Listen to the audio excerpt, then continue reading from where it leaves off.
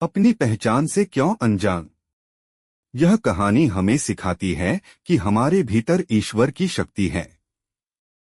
Story. कल सुहानी की गणित की परीक्षा है और उसे डर है कि वह परीक्षा में आए सवाल हल नहीं कर पाएगी। वैसे तो सुहानी गणित में बहुत होशियार थी, पर बीमार होने के कारण उसकी पिछली कुछ परीक्षाएं अच्छी नहीं हुई। इसलिए उसे लगने लगा कि वो गणित में अच्छी नहीं है।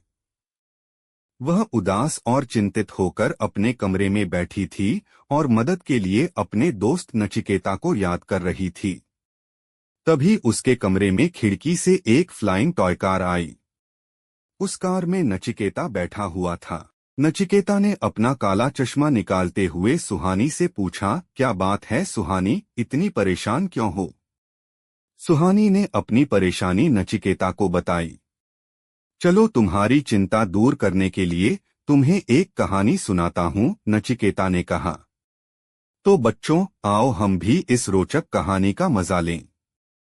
एक दिन एक छोटी शेरनी की माँ उसे मांद में छोड़कर उसके लिए खाना लाने गई।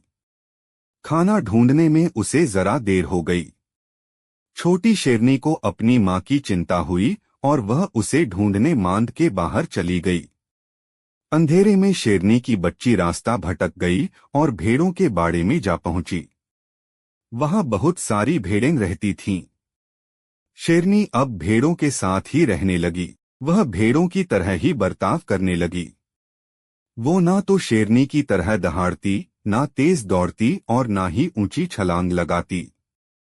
भेड़ों के बीच रहकर वह खुद को एक भेड़ ही समझने लगी थी। एक बार वह दूसरी भेड़ों के साथ घास चरने गई, तभी वहां शेरनी की मां आ गई। सभी भेड़ें डरकर इधर-उधर भागने लगी, पर शेरनी वहीं खड़ी रही।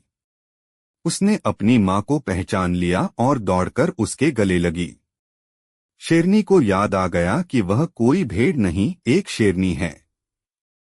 शेरनी और उसकी मां एक साथ दहाड़े। शेरनी को अपनी असली ताकत का एहसास हुआ।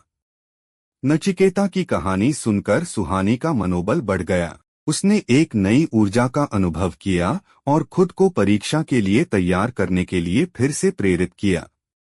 तो बच्चों, जैसे शेरनी अपनी शक्ति के बारे में भूल गई थी, वैसे ही हम भी भूल जाते हैं कि हमारे अंदर भी भगवान की शक्ति है और हम सब कुछ कर सकते हैं। अब सुहानी का डर भी चला गया और वह एक नए जोश के साथ परीक्षा के लिए तैयार थी।